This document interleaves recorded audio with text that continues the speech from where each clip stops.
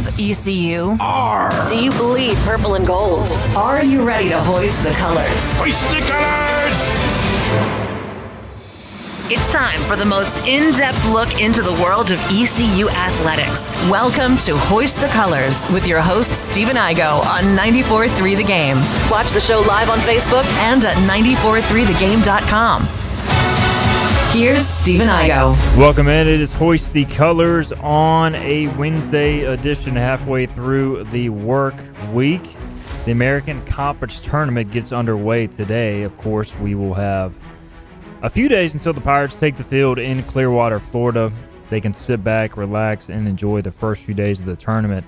On ECU's side of the bracket, it'll be FAU versus Wichita State. I believe that's a 1 p.m. first pitch, and also Charlotte's on the other side of the bracket taking on Memphis. Those two games today.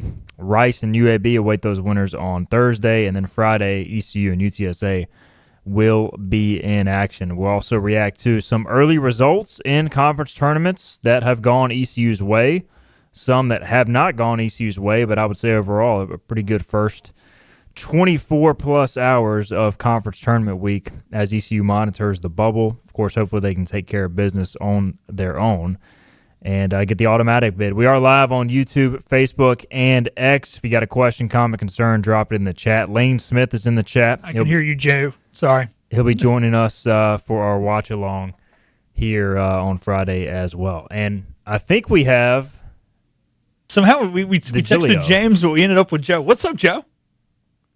Well, I could hear you, and then whatever you changed in your settings ruined it. We're trying to get the Gilios on the show, and we're trying to hook up Joe Gilio's studio for James. So a lot going on behind the scenes. We'll see if we can keep working through that.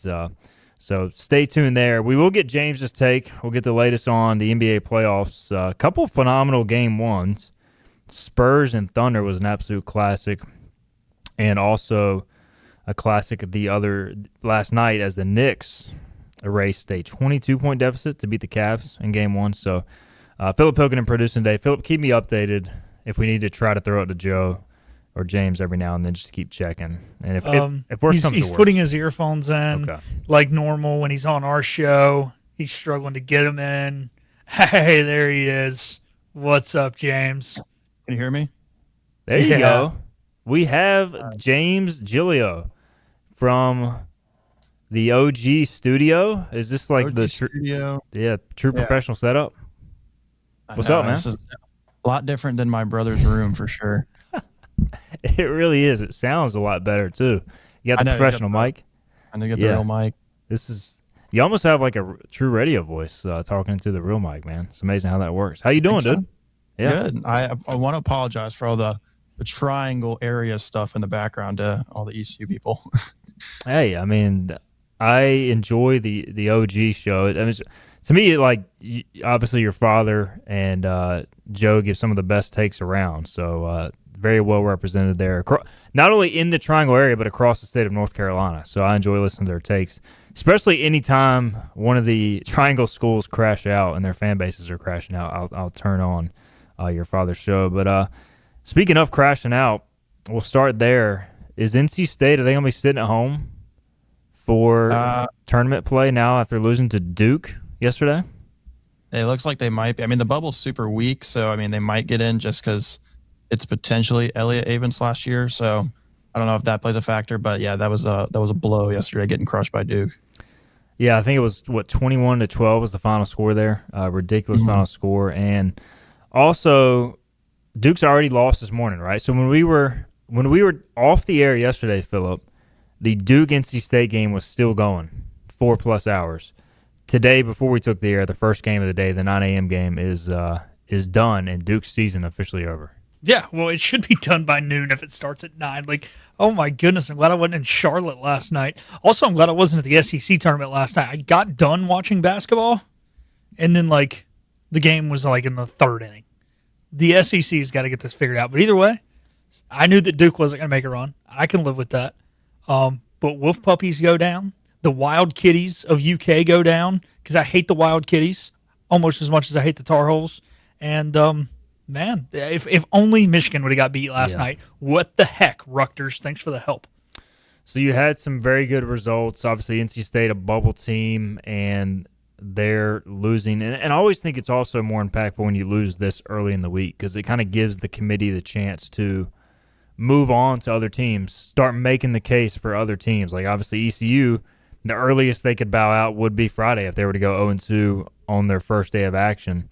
Hopefully that does not happen, but just kind of giving some examples there. And now State, Purdue, which still is in a double elimination tournament. Purdue is a bubble team. They're actually losing also right now 1-0 to Illinois in the 8th inning in an elimination game. So we'll keep an eye on that. Michigan plays Washington tonight at 10 o'clock Eastern time in Omaha, Nebraska. I guess that'll be 9 Central.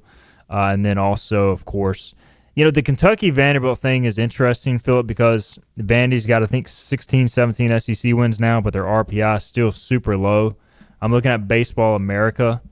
Right now, they have Vanderbilt out. They do have Kentucky also listed as out now, and they have NC State amongst their first 4 out. Now, last 4 in, they have Louisiana, ECU, Michigan, and Texas State. First 4 out, Kentucky, NC State, Kent State, Western Carolina. Also, next 4 out, UAB, South Alabama, Purdue, Vandy. So, I want Vandy to lose today, too. Best case scenario was Vandy beating Kentucky and then losing today. If Vanderbilt goes on a run here, if you're worried about the bubble, if Vandy goes on a run, they take on Florida today, I think they could find their way in. But if they lose today, they're probably out. They've got the wins, 15 SEC wins, but the RPI is still like high 60s, low 70s. So I just don't think they get in with that RPI as of now.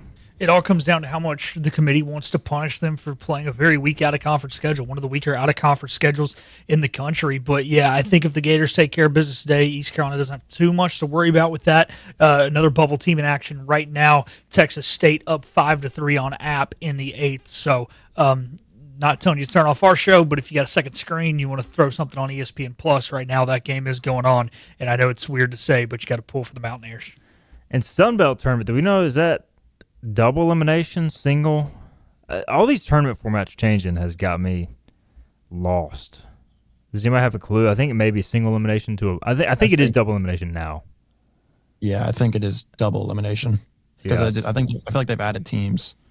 I want to say last night you had Louisiana Marshall playing single elimination round, and I think once it gets to this stage, it turns into double elimination. So Yeah, so the games, single elimination, 8 played 9 last night, 7 played 10. Then they get thrown into normal brackets. But it's kind of like the American where the American used to be, right? So you're going to have one championship game, but you've got 2 pretty much regionals of your 8 remaining teams. So it kind of goes in the old school American format. James, Giglio, how about you? Do you have much interest in these conference tournaments, or are you just waiting for the American tournament to start? Are you watching the ACC? What about you? Yeah, I mean, I'm sort of watching the ACC tournament, but I'm mainly waiting for the American. I remember we talked about how Vanderbilt and LSU were on the bubble, and those are 2, bigger name programs that I thought, if they kind of played steady down the stretch, that maybe they could get picked over ECU just based on brand alone. But they've kind of struggled, and like we said, we're going to be rooting for. If Vanderbilt loses to Florida, they might not make it. So, end of the day, just going to be looking out for the American Conference tournament really on Friday at the watch party. Also, another potential bubble team for this evening, Virginia Tech taking on Notre Dame. That'll be a 5 o'clock first pitch. Virginia Tech probably, not in the last 4 in on a lot of these, but right above that, they're 3 seeds. So if they were to lose to Notre Dame, they fall further back as well. So that could be a team to root for if you want somebody in the ACC tournament. Root for Notre Dame over VT. All right, Lane Smith is in the chat. He says, honestly, I feel like best case scenario for ECU Friday is to play FAU again. I think I agree with that. I mean, as boring as that would be, facing the same team 4 times in a row.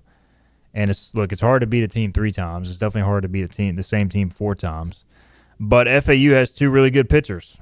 And guess what? They would have to use both those guys starting today to win this game versus Wichita State. I do think best case scenario is they beat Wichita State today. As I look at the numbers right now, guys, FAU is 120th in RPI. You might be asking, why does that have to do with anything? Well, if you're top 120 and you play a team on the road that is in the top 120, that is a quad 2 game. The committee uses quad 1 and quad 2 games to really kind of separate what your resume looks like from other teams. So ECU right now, 6-4 quad 2. If FAU falls out of that mix, they're 3-4. A lot less impressive than 6-4. So somewhat arbitrary numbers, but it is a factor. So I think you're pulling for FAU today to beat Wichita. Obviously, the winner of that faces Rice. Rice right now in the RPI is sitting 76. Okay, sitting at 76. And FAU again at 120. Wichita is way down in the RPI, I want to say. They are 153. I think worst case scenario from a numbers perspective is facing Wichita. And Rice is probably the best team. Yeah, that's the problem. Rice is the best team of the three. So what Lane is saying logically makes 100% sense. As to what is going to help us the most on the resume, I think we want FAU to beat Wichita, lose to Rice. We beat Rice, but then FAU finds a way to win another game again to guarantee themselves top 120 again, keeping those games quad 2. But if you play, FAU on a neutral site, there's no opportunity for that to be quad 2. Their RPI is just not going to get high enough. However, with Rice sitting there at 76, that is going to be a quad 2 opportunity at a neutral site venue, and they would even possibly go up a little bit if they were to defeat FAU. So that part of it's tough. But however, Lane, I'm with you. We just need to worry about winning, and I feel better about beating the Owls. Well, the Owls from Boca. Gosh, the most Owls. Thankfully, Temple does not have a baseball team. But yeah, it comes down to what do you want more? A theoretical easy victory or easier victory. No victory is easy this time of year, or a resume booster. What say you, James? What do you hope for the Pirates? Yeah, I agree with Lane. I was thinking FAU just basically because we just played them. And also the point that I think Scott made on Bucks of the Pond that the weather is going to be nice in Clearwater. So then they went 3-0 when the weather was super nice down in Boca. So I'm going to say FAU just because they played them and because of that resume. I think or the RPI numbers, but because Wichita State's down in that 140s like you talked about, so that wouldn't really do anything for ECU even if they beat them. So I'm going to say FAU. Who is your dark horse, if any, James, to make a run in the American tournament? I mean, you could go on ECU side of the bracket. You could go on the other side of the bracket. You've covered a lot of these games this year. Are there any of these teams that would surprise you, or have the ability to make a run here? I feel like ECU is kind of the boring answer just because they're the 2 seed and we cover them so heavily. I'm going to say Rice is going to be my dark horse. I think they have a favorable path. I think they played ECU well. If they end up playing them, I'm going to say so. I'm going to go with the Rice Owls. We've talked about, do you throw Towers, do you throw Norby game 1? Do you have a preference for that? I have not seen an announcement yet, and I doubt we'll see one until we know the matchup. I would lean Towers just because Norby's played better on those Saturdays, and I think you want to continue that continuity. And Towers has played well on the Fridays and, the last month, feels like. So I would lean Ryan Towers, but I wouldn't be mad if they went Norby. All right, what about you as far as position player that you want to see show up this week? For the Pirates to make a run here, at least get to the championship game, hopefully win it, who needs to deliver for the Pirates? No doubt he'll show up, but I'm going to say Jack Herring just because he got snubbed from first team All-American or first team American Conference. He should have been in consideration for Player of the Year, like you tweeted. And he got second team, so I thought he got absolutely robbed, and I think he's going to show up and he's going to make a statement because, like I said, he definitely should have been first team. All right, we're going to talk about the watch-along in a minute. We'll update people on that, and also we're going to talk some football next segment. So I'll give you the floor here, James, to give your prediction on how ECU baseball does in the conference tournament. So take it away. I'm going to say this. I told you I was going with this new optimistic approach, but I don't know. I feel like I've been cursing my teams when I go with the new optimistic approach.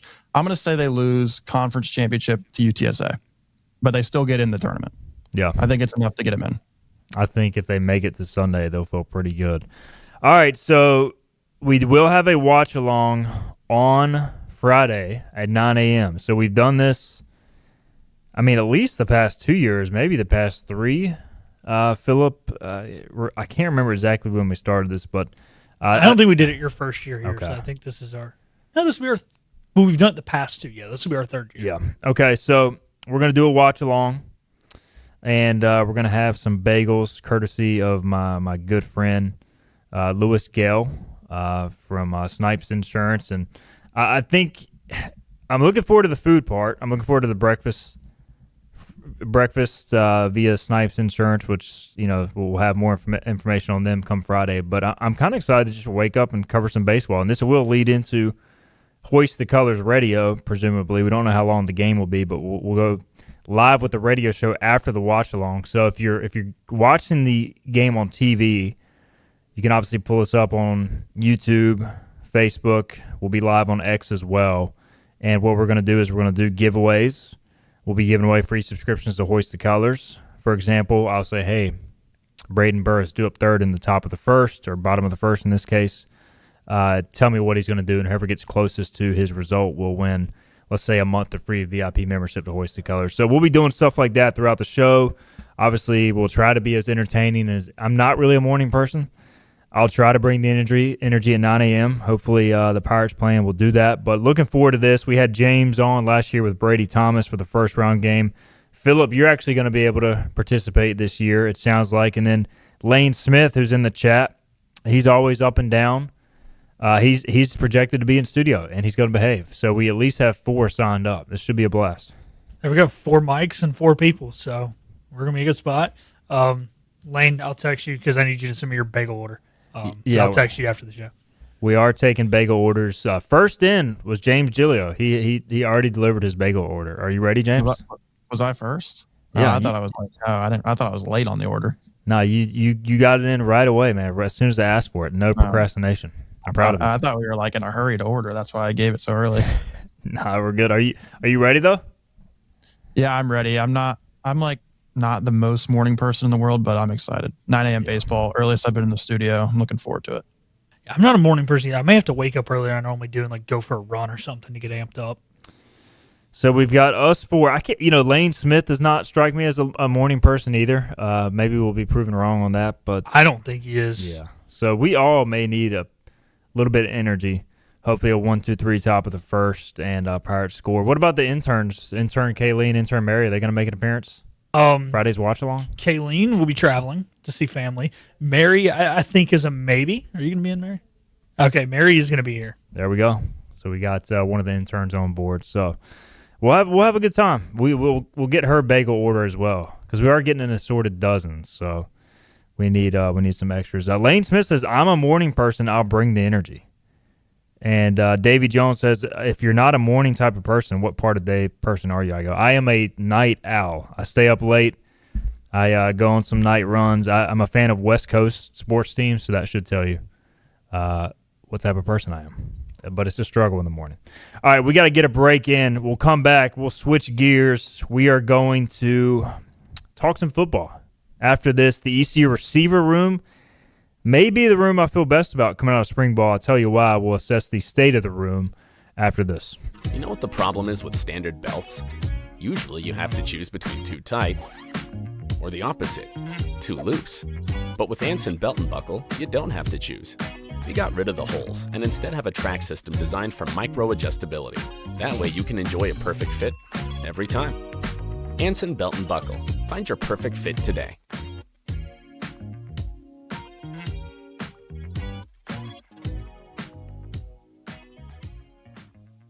Healthwise Pharmacy rounds the bases with all of your infusion, retail, compounding, and medical equipment needs. Locally owned and operated by pharmacist Marcy Parker, Healthwise has grown to be your most trusted provider for infusion services. Currently providing in-home or on-site infusions in North Carolina, South Carolina, and Virginia. Visit Healthwise Pharmacy at 615B South Memorial Drive or call 252-295-0059 to speak to a patient service representative to find the option that best suits your needs. The best burgers around. Everyone loves a thick, juicy, and fresh burger. Tiebreakers does real burgers better than anybody. And don't forget about the cheese sticks, fresh salads, and more. So don't just go to any burger-themed restaurant chain. It's time to break the chain and eat local. Tiebreakers, burgers and sports at its best. Go Pirates! Arg! In this age of globalization, we've learned that bigger isn't always better. Ever tried to get phone help from a big corporation from a real person? Right. That's what's so nice about Phelps Chevrolet. After more than 50 years serving our community, Phelps remains family-owned and operated. Mike, Daryl, Wave, West, Allen, and Clay deliver hometown service and integrity, same as always. They share your experience, they share your values, and they are ready to help with any motoring need. Come get you one. Daughtridge Gas and Oil has been your dependable propane supplier for 95 years. Their trained technicians can service and properly install all your propane and natural gas appliances. Plus, Daughtridge Gas and Oil is your backyard expert with fire pits, grills, smokers, and more, including quality outdoor furniture at their Greenville Patio and Hearth Shop at 1901 Charles Boulevard. Go by and see the knowledgeable staff at Daughtridge Gas and Oil for propane delivery or call 756-1345. You have a choice when you invest in insurance, and when you choose First State Insurance Advisors, you're working with people you can trust. Clark Stallings has deep ties in the community. His team, including Keaton Smith, Regina Asby, Phil Leyva, Max Joyner Jr., Max Joyner III, and Ginger Smith, provides knowledgeable and professional advice. First State Insurance Advisors is an independent insurance agency. They offer all types of personal insurance as well as various types for business. Call or email First State Insurance Advisors today. We want to be your Oh, hey, welcome back. You got here just in time. This is Hoist the Colors on 94.3 The Game. It's the middle of May. Hoist the Colors. We're back here, segment 2, but it's never too early to talk some football. And ECU, Alabama, is on the horizon, gentlemen. How many days, I'm typing this into Google, how many days until September 5th? And we are 108 days away. And we are soon to be into the double digits. Right now we're in the triple digits. So let's talk some football. We've been doing the state of the position rooms, room by room. We've done ECU quarterbacks. We've done ECU running backs. Let's get to the receiver position. James Gilio with us, Philip Pilkington alongside. And I'll just start with an overall synopsis here. I'm very high on this room. We're kind of recapping each room coming out of the spring. Very high on the wide receiver room. To me, this is the most depth I've seen in the ECU receiver room. Definitely in probably a handful of years. I still don't know if there's a number one alpha receiver. I think that'll be proven in time. But like 5, 6, 7 deep, I feel very good. I think there's going to be a lot of ball distribution to the slot. I think a lot of guys are going to play multiple positions. I just like the depth and versatility of this room. And coming out of the spring, the name I heard again and again, and saw it with my own eyes in all the live scrimmages, was Ray Joseph. Miami transfer, sat behind Malachi Toney, one of the best slot receivers in the country last year for a national championship caliber team in Miami. Ray comes over from Miami. You don't know exactly what you're getting, doesn't have a lot of production on paper, but got here, had an immediate connection with Emory Williams, who also came from Miami, but also with Mitch Griffiths, just your typical slot receiver, yards after catch guy. The best yak receiver I've seen in spring practice in some time. Now, he's got to do this in a game, but I really like what I see out of Ray Joseph, and I think he's going to be your starting slot receiver. But we'll go down the list from here, guys. But just what I'm hearing on Ray and James, I don't know if you saw too much when you were out there, but anytime you've got that dynamic slot receiver, to me, in this type of offense, can really make things go. Yeah, and he's going to be one of those speed threats like Anthony Smith was last year, even though he's not as big and not going to be playing outside as much. He's still got the speed, and I think he's probably got better hands than Anthony Smith. It will be interesting to see how he does play in like an actual game, though, as a wide receiver 1 or 2, considering he's only been pretty much just a special teams guy, and that's what he was at Miami. So to me, there's still some question marks there, but I am interested to see how he does in that elevated wide receiver 1/wide receiver 2 role. Studying North Texas's numbers last year, Philip, it seems pretty obvious they prioritized the slot. Just this offense in general, and I think JDB's offense was more vertical shots. They used the slot. We saw guys get utilized in it, but I think we're looking more at it like a Tyler Snead-like volume, whether it's Ray or Brock Spalding or somebody else here. Yeah, there's we've called this the air raid, and there is some air raid tendencies they do when they go deep, but also there's some West Coast tendencies in this offense. And with West Coast, it's a lot of picking apart zones, and that's throwing the ball over the middle. It's utilizing the tight ends and utilizing the slots, and it's making the quarterback be really a field general. And the quarterback is a field general. You can allow the wide receivers to go meet the playmakers. And, there's been a lot of successful teams throughout the history of the sport doing that. And I think that's kind of the plan here is to have a quarterback who can do what he needs to do and have a receiver that can go there. Yeah, you got to be able to catch the football. Yeah, you got to be able to block. But at the end of the day, can you go make plays with the ball in your hand? And the best slot receivers of all time are the guys who can make the most plays once they've already caught the football. East Carolina did lose two of their most productive receivers. Obviously, Anthony Smith drafted by the Cowboys. Yannick Smith goes and transfers to SMU. But the big returning production player is Brock Spalding. 42 catches a season ago, 554 yards, 3 touchdowns in a breakout season. The thing I love about Brock is he just brings some tenacity, some toughness to the room. You know what you're going to get. He can play the slot. He can play outside. He's only 5'11", 190, but he's tough as nails. He's probably one of the best pound-for-pound blockers on the team. Jordan Davis, new offensive coordinator, has spoken extremely high of him coming in and just what he's brought from a mentality standpoint. So Brock is going to start somewhere. It's just a matter of where. You've got 2 slot-type receivers in Ray and Brock, and I'll get to another guy in a second who maybe even profiles as a slot too. But just from talking to people, James, I feel like Brock and Ray, they're too good not to start, even though they kind of both profile as slot guys. I guess Brock has spent time outside in the past, so I would assume he spends some time outside. You also may see some 4 receiver sets where both of them are in the slot, but I think one of the things I'm going to be intrigued most by is where exactly these guys are lining up. You got to get your best receivers on the field regardless of size. Yeah, I think either Brock and Ray are 2 guys I think definitely have to start. And Brock started hot last year against NC State, started good, and he played well against Campbell and Coastal, and then he kind of simmered in the middle of the season, finished hot. I think this is a guy who's got to start in that slot or maybe outside, whether Ray plays in the slot. Another thing you didn't mention, and I talked about it with TJ Engelman, the running back, is he brings continuity for an offense that lost a lot of players last year, and he's going to have to be one of those vocal leaders in that in that position group. So I think that's another thing he brings to the table is he's been here, he's a guy that's going to give you numbers, but he's also going to be one of those leaders in that locker room and for that position group. And Brock was one of those guys who had other offers to leave, ended up staying to finish out his collegiate career at ECU. A third name that I expect to be in the mix for a starting receiver position also has spent time in the slot and outside. Probably better vertical speeds than Brock and Ray is Landon Sides. He was a track star in Denton, Texas before going on to play at North Texas. Just electric down the field speed, and he's been consistent, guys, the last 3 years. 34 catches in 2025 for 449. In 2024, had 24 catches for 280, and in 2023 as a freshman, 30 catches for 363. So he's been around that 30-catch mark on average all 3 seasons. He comes over. He knows the offense. Again, he's listed at 5'11", 190. Just watching him next to Brock and next to Ray, he's a little bigger, longer arms, and just better straight-line speed. So I think he profiles as an outside receiver.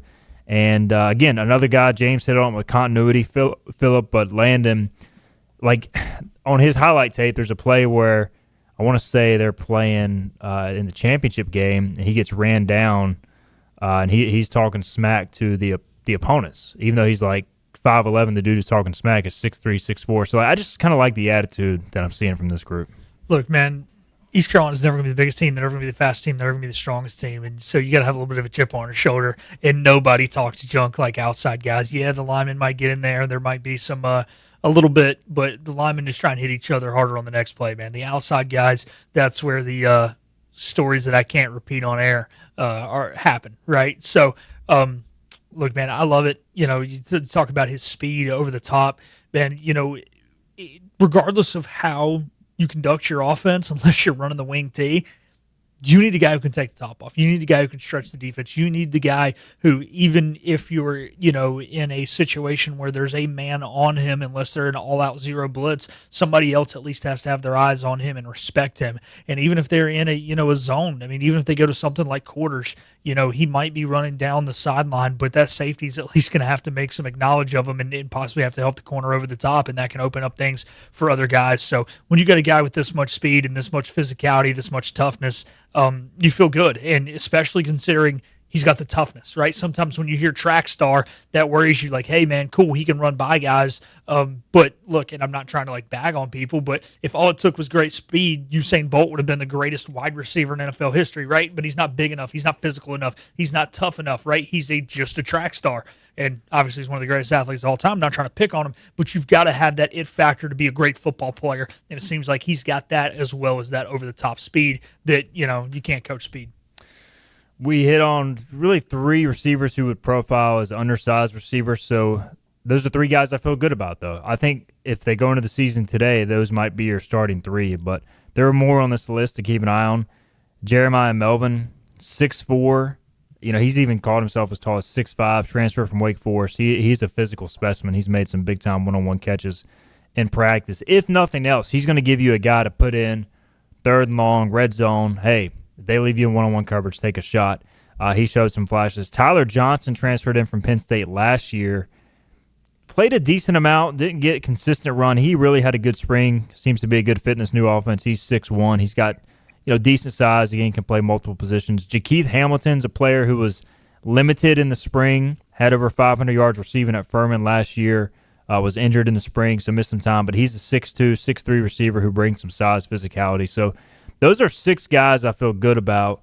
And then you keep going down the list, like Dylan Lorix, a redshirt freshman who I expect to compete for rotation snaps. You also have Dawson Quarterman, a highly touted freshman. Johnny Williams, slot receiver from Havelock. Kyler Pearson is back, return man. He can even play the slot. We saw him do some good things in the return game last year. And, even Jaquez Petaway is still with the program, James. So, I did a projected depth chart. He was fourth at one of my receiver positions, and he was the guy who was a 4-star recruit out of high school. So, again, deep in terms of numbers, it's just like who's going to step up as the frontline guys here. Yeah, I mean, like you mentioned, this is definitely one of the deepest rooms, wide receiver rooms ECU has had in a while. I like what you mentioned about Melvin, big guy. He has a ton of upside, right? Being 6'5", being that red zone goal line threat. He gets in one-on-one coverage, you just throw it up to him. But yeah, to me, the question marks around the wide receiver room are going to be who's going to be the top guy, and then which one between Brock Spalding and Ray Joseph is going to be that primary slot guy. Still a lot of time to figure it out, but as of today and May 20th, 2026, I am excited about this wide receiver group just because of the depth that you mentioned and the versatility. So if I'm going Ray in the slot, if I had to draw up a starting receiver group today, obviously you got your tight end, but then you got Ray in the slot, probably Brock and Landon outside. Is that too small, Phillip? Or if this offense relies more on just creating space via stretching the field more so than hitting, the over-the-top jump balls, is that good enough if you have the speed and the quickness out there? It all comes down to how you want to conduct your offense. Look, you have to play to your strengths. You have to play to the guys who are on the field. But also, with that being said, Stephen, it depends on what your question is. Is your question down in and down out? Then the answer is yes, you can figure it out. Is your question about being a complete football team? I would say no, because so much of the game is won and lost in the red zone. Do you get 7 or do you settle for 3? And if you don't have the size and you don't have the ability to score in multiple different ways in the red zone, you're not going to win a conference championship. You're not going to play in the college football playoff. And, I mean, that's just it. You're going to go 7-5, 8-4, and you're going to win the Military Bowl again, right? So it all comes down to how well you can score in the red zone with that undersizedness of your wide receiver room. So, you got to establish a good tight end. You got to have a guy who's a jump ball threat in the corner, or you got to be damn good at running the rock inside the 20s. I really feel like you almost have to have, and it's harder to do this when you have a tempo offense, James, but maybe you just have a offense you run for the majority of the field, and then once you get in the red zone, you have the Jeremiah Melvin, Jakeith Hamilton package where you sub in your bigger receivers for jump balls. I mean, I'm sure there will be, you're not just going to be able to roll out there against Alabama with 3, 5, 10 receivers because they'll just press you to death, and you probably won't get much separation. Now, the American, it could work, but this is why I do like they have options because they can kind of combat maybe what they see in certain situations. Yeah. In week 1 against Alabama, non-conference game, you're on the road, you got nothing to lose. This is the game to really go try out new things and see what's going to work down the stretch and what could work against other American teams. Maybe you go out and you start Melvin on the outside, see how he plays. You just mix it up. And I think I mentioned a couple weeks ago how I didn't want to see the offense get coddled like they did against NC State. I want to see the offense in this Alabama game, and especially this receiver room, just because there's a lot of question marks. Mix it up a bunch. I want to see if we can go out there and just figure out what works and then use it down the line against American teams in games that are going to matter more for our potential playoff hopes, potential conference championship hopes. Davy Jones is in the chat. He says, quote, although I am sure Alabama is loaded with talent, they are not projected to finish that high in the SEC this year by the talking heads. He says Texas, Georgia, Texas A&M, Ole Miss, LSU being given the biggest nods. Who knows? That's why they play the games. So maybe ECU can – maybe we're 108 days away from the greatest upset in ECU football history, gentlemen. We'd have to look through the record books, but it would have to be up there. Yeah, I mean, I think so. Yeah. I mean, beat Miami coming off the hurricane, top 5 team. Hadn't been at home in 10 days. Yeah. That's got to be something. And they went into the Orange Bowl one year and just smacked Miami around. I think the final was 31-6 when they were a top program. So I don't think ECU is going to go to Tuscaloosa and do that, but crazier things have happened. Tomorrow, we have some win totals out for ECU football with some betting odds. Philip, we're going to go over that tomorrow for a segment or two, so I'm looking forward to that. Season win totals. And we'll do that along with conference tournament. And James, you can even send them some picks if you want to be a part of that segment because it'll be a fun show. For May 21st, it'll be tomorrow. We're always searching for some football topics. That'll be a good one tomorrow. All right, let's get a break in. We'll come back. We've had 2 classics in the NBA playoffs. Also, the Hurricanes about to get underway in the Eastern Conference Finals. We'll discuss those things. Also, some more comments here I need to get to as well. We'll address those things on the other side. This is Hoist the Colors.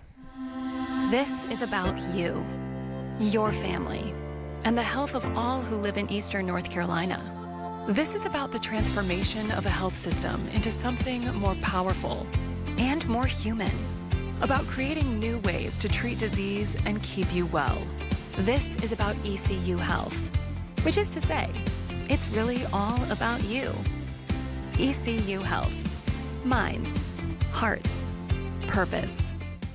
You have a choice when you invest in insurance, and when you choose First State Insurance Advisors, you're working with people you can trust. Clark Stallings has deep ties in the community. His team, including Keaton Smith, Regina Asby, Phil Leyva, Max Joyner Jr., Max Joyner III, and Ginger Smith, provides knowledgeable and professional advice. First State Insurance Advisors is an independent insurance agency. They offer all types of personal insurance as well as various types for business. Call or email First State Insurance Advisors today. We want to be your trusted choice agency. Acre Station Meat Farm, along with Lane Angus Beef, bring you Farm to Fork Beef. Stock your freezers now with affordable beef boxes, just in time for the grilling season. Farm to Fork Beef brings quality local beef to your family. From your traditional butcher shop, Acre Station Meat Farm. Come on down to Acre Station Meat Farm and find out why we're #1 in fresh cuts and friendly service. Acre Station Meat Farm, Highway 32 North, Pinetown. In Eastern North Carolina, people appreciate things that are straightforward, honest, and dependable. For decades, our team has focused on cutting through insurance complexity for the communities we serve. And now, we're bringing that same mindset to our name. We're Flatlands Insurance Group, a simpler name that reflects the same local team, the same values, and the same commitment to the great communities we feel blessed to be a part of. Flatlands Insurance Group, your whole world is covered.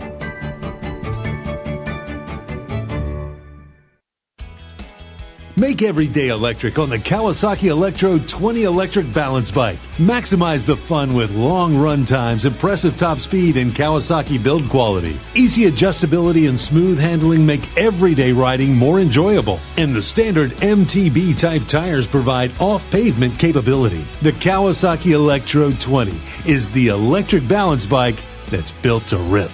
Go to Ron Ayers Motorsports, Memorial Drive north of the airport, Greenville.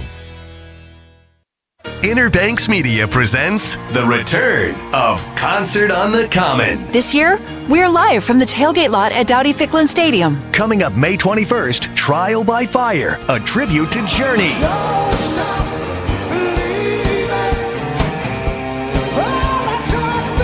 Join us Thursday, May 21st for Trial by Fire at the new Tailgate Plaza next to Town Bank Tower at Dowdy-Ficklin Stadium. Details Get at concertonthecommon.org. the podcast of the show on the IVX Media app or where you get your podcasts. Got it. You don't have to tell me twice. I remember it exactly. Steve and Igo and Hoist the Colors on 94.3 The Game. Colors segment 3 here. We'll get to NBA, NHL in a second. I did have a question. Hunter said, Igo, who are the best trash talkers you have covered for ECU? That is a great question. Philip Pilkington and I were discussing during the break. James Giglio also alongside on this Wednesday. You know, it's hard to know because we're not on the field. We're in the press box, and at the ECU press box, we're about as far away from the action as possible. It's something I need to, like, go through the rosters because, I mean, I get a sense more of it out at the practice field, and it's just the one that jumps out to mind just from being around the program during this time was Zeke Bigger at linebacker because he just never quit talking, period. So, like, he just let you know about it. Philip, you said C.J. Johnson. He'd also never quit talking. Pre-game, otherwise, he was going after people. It'd be more friendly trash talk with fans, but I remember being at BYU on the field during pre-game warm-ups, and he was just, like, going back and forth with some BYU fans, which, like, that is true friendly trash talk in Provo. Yeah.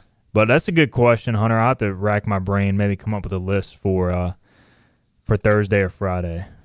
It could be a fun article because you're supposed to post X amount per day that you post in July. Rank of the top 10 trash talkers in ECU history. I'm going to have to do that. And I'll have to, like, to really do the due diligence, talk to some players because, like Holt Nailers, I'd probably just ask him who are the best trash talkers of your era. Joey Football, yep. So we'll have to see. Lane Smith with a chat says, personally, I really believe ECU could have a 9-3 regular season. Unfortunately, I don't think that realistically gets you into the championship. Probably miss it by a game. ECU does have a tough conference schedule compared to some other teams. We can talk about that more tomorrow. Polak says, for the first time ever, I actually have some reasonable confidence that we could actually go in and beat this current Alabama team as they still have question marks. DeBoer has yet to settle in. The biggest question is, how do we hold up on the line, and can the cornerbacks actually be competitive with covering Alabama receivers? I mean, look, we got plenty of time to break down this matchup, guys, but that's ultimately Alabama has an elite secondary. They're great in the trenches, especially on the defensive line, and they've got elite receivers. So, I don't know, James. There's just a lot to overcome. It's not happening. Yeah. It's not happening. That's about the as bold as the Dom Kasulki. We're going to lose comment. Yeah, I think that you just got to go and expect a loss, and it's a house money situation. If the crazy things happen, it'll be one of the best days in ECU history. But all I can say is, again, 108 days till kickoff. Let's just enjoy it, man. Just enjoy it. Hopefully nobody gets hurt, and we'll react accordingly. I wouldn't put too much thought or pressure on it.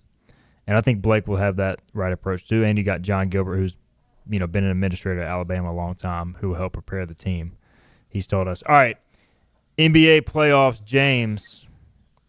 I mean, these two first games of the conference finals have to be some of the better in recent memory. You just look. I mean, Thunder Spurs were.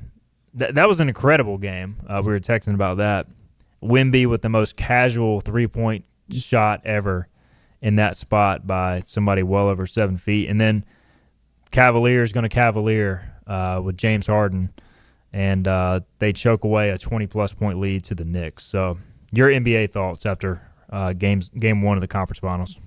Thunder Spurs was definitely that game one was definitely one of the best NBA playoff games I've ever seen, just watching it live from start to finish.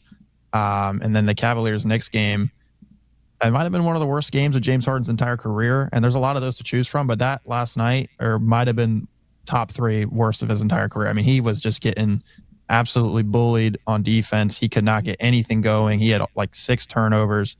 I legitimately think that was one of the worst games of his entire career, and I don't know how they bounced back from that because they had that game won, and losing games like that can be super deflating, especially in the conference finals and against a Knicks team that is, red hot right now. I've already gone in and I've put in my Thunder, I think -6.5 pick for tonight. I did that immediately after the Spurs won. What I find, and I may be off base here, James, and I do think that the Thunder are a bad matchup for the Spurs in terms of they don't have anybody that can slow down Wemby at all, versus like if the Knicks get to the finals and they face the Spurs, they at least have something to throw at Wemby defensively and offensively. But I do find like you have the other team, Spurs in this case, coming off a pretty physical series. They roll into round one without much time off, and they're at that level. Where versus the Thunder, it just felt like they did not start the game at that level. They had to kind of come up to it. I think we get the Thunder's best shot in game 2. Now the question is that enough to actually beat the Spurs? Because the Spurs have just had the Thunder's number going back to the regular season. So what do you think for game 2 tonight? Yeah, I would lean Thunder win tonight, and I would say honestly closer to double digits. I like that 6.5 pick that you made, only because I think I agree with what your point that they had their first 8 games were pretty much cakewalks. Lakers kind of gave them a nice run for their money, but it was still a sweep. So and then they play up to the Spurs level, who just came off a grueling series against Minnesota. That was a bloodbath. They got to play up to the Spurs level, and it's really honestly incredible to me that the Spurs are playing at this level for them being so young. Because usually with these teams that are super young but have a lot of hope, they got to go through one series where they lose in the semis or the conference finals, and it's just clear that inexperience got them. That doesn't look like for the Spurs team, and I think I can't think of another example of an NBA team that that young is just rolling through teams and looks like they're one of the more experienced teams in the NBA. So yeah, and I agree with everything you're saying, James, but I do wonder, not that they're immune to it, but could this have happened? More likely what you're saying happened had they not ran into a team that they do match up so well against, right? And now I think to your point is it still seems like teams go through that, but there's a reason they're 1-5 against them right now. The Thunder are 1-5 this year against the Spurs, right? Like, I'm not saying the Spurs are going to win the series. I'm not saying that they're immune to this, but also like going back to Steven's point with the Wemby situation, you got one of the best players in the league right now, and they don't have an answer for him. It's going to be tough, man. It's really going to be tough. And, as much as we were almost writing the Thunder in to win the title when the playoffs started, maybe they've met their kryptonite. Yeah, and they put Caruso and these smaller guys on the bit. Like, the Thunder's plan is to put the smaller guards on the big guy, because they did this to Jokic last year and just basically beat the crap out of the big guys because you get away with it. But, like, Wemby's just too big. So they're just, like, throwing the ball at the rim, and Wemby's just, like, dunking it. So, like, I think they got to make an adjustment and go Chet. I mean, that play the other night when he was literally standing outside the lane and caught a lob and dunked it over Caruso. Like, his feet were outside the lane. Like, I just don't think it's feasible because Wemby is so tall. So, like, I think they go to more Chet on Wemby. James, it's just I'm not a huge Chet Holmgren fan either way, so I don't know how he's going to handle the matchup. Yeah. But at least he's a better chance, maybe. I think you have to go simple. I mean, Chet is, at the end of the day, he's 7'2", not the strongest guy in the world. But I also, with Chet Holmgren, I want to make the point. I saw someone tweet this, that Victor Wembanyama hates him, and Chet doesn't really engage with him. I think if Oklahoma City wants a shot at stopping Wembanyama and winning the series, that Chet is going to have to engage, I think, in some trash talk and some physicality with Wembanyama and really try and get into his head. Because right now it's Wembanyama kind of just dominating and talking a bunch of trash and trying to get in Chet Holmgren's head, and Chet's ignoring him. I think it's going to have to be, and Chet is doing a good job of ignoring him, but Chet's going to have to, I think, almost engage in this sort of game that Wembanyama wants to play, because it's very obvious that Wembanyama dislikes Chet Holmgren. But I don't think Chet Holmgren wants to engage in it, but I think he's going to have to. You've also got the NHL playoffs going on along with the NBA. You've got the Golden Knights and Avalanche starting their series tonight inside Ball Arena in Denver. The Avalanche, the favorite in that series. And then the Eastern Conference, obviously Hurricanes close to home. They'll host the Canadiens, 8 p.m. start on Thursday. Canadiens at least got to win a game here, right, Philip? Like, I mean, they're good enough to push the Canes.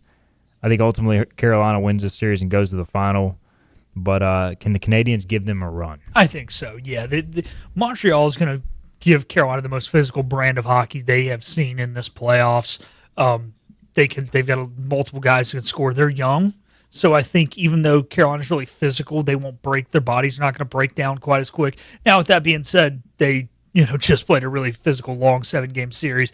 But it would not surprise me if they even take one in Raleigh early and push this thing to 5, maybe 6. I think it's going to probably be a 6-game series, but it's going to be one of those 6-game series where you knew the whole time the Canes were in control and were going to win it. But, you never know. The way the Canes suffocate teams through the neutral zone, I mean, they can go on a crazy run at any time. I've never seen a team do it quite like they do. But Yeah, I think. I mean, look, the law of averages. Carolina's got to lose a game at some point. I do wonder if we see Spurs Thunder first game here, where Canadians coming off a hard fought series. Do they continue? Are they worn out, or do they continue playing at that level, that intensity? They played versus the Sabres going right into game one, whereas Carolina's been off for so long.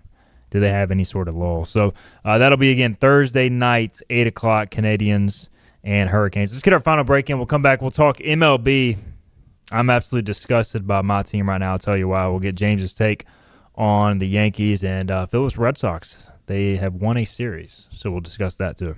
The power of savings is yours at Greenville Toyota with powerful deals on our huge selection of new Toyotas, like a Camry, $229 a month, or the all-new RAV4, $279. Don't miss the power of savings at Greenville Toyota. In Eastern North Carolina, hard work matters, and it always has. At Flatlands Insurance Group, we've been showing up for our neighbors since 1963, helping families and business owners navigate change, weather tough seasons, and keep moving forward.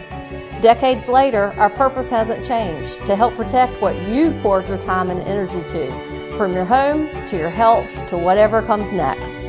Flatlands Insurance Group, your whole world covered. Need cash for a vacation? National Finance Company is here to help. For over 50 years, National Finance Company has been the small loan specialist with loans from $1,000 to $5,000 with low payments to meet your budget. We're in the business of getting you the cash you need today. Apply online for a loan at one of our convenient branch offices and get your money as fast as today. It's easy. Get the vacation cash you need. For extra cash, visit nfcmoney.com.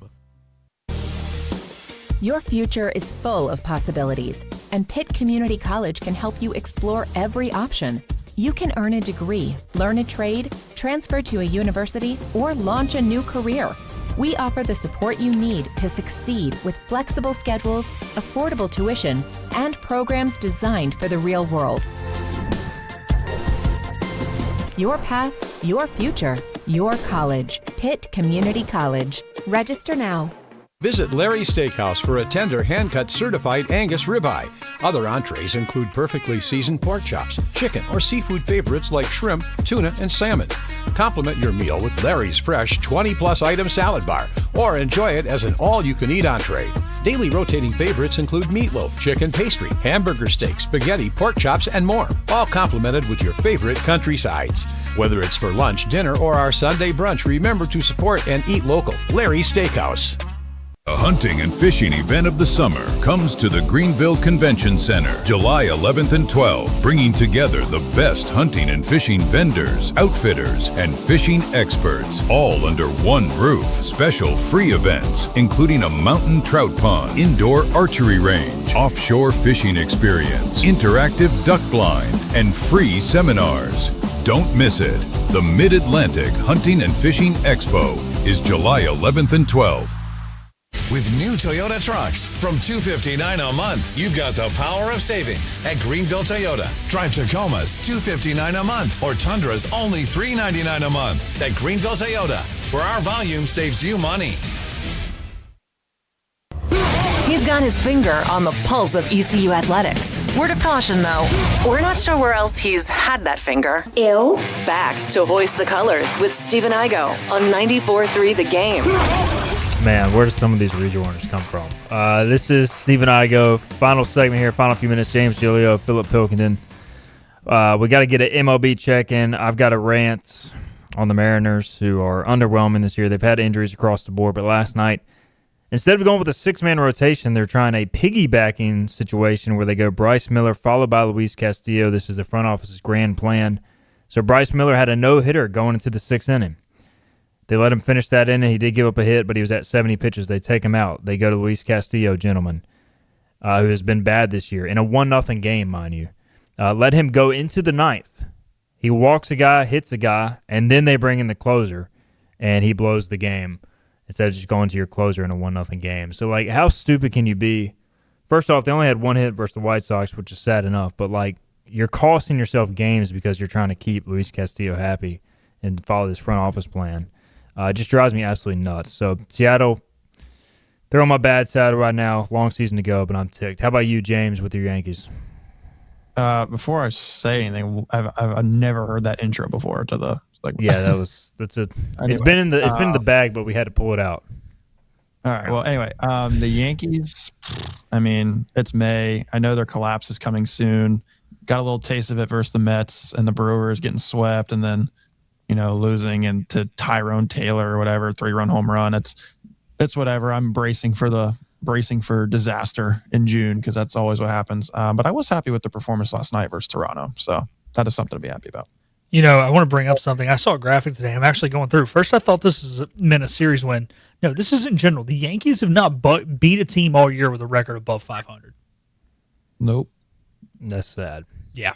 Red Sox. The Red Sox haven't beat a damn team all year. So, hey, we won a series, though. We finally won a series for the first time in God knows how long. So, I'll take the small victories. They're so bad. Gosh. They could pitch. That's the crazy thing.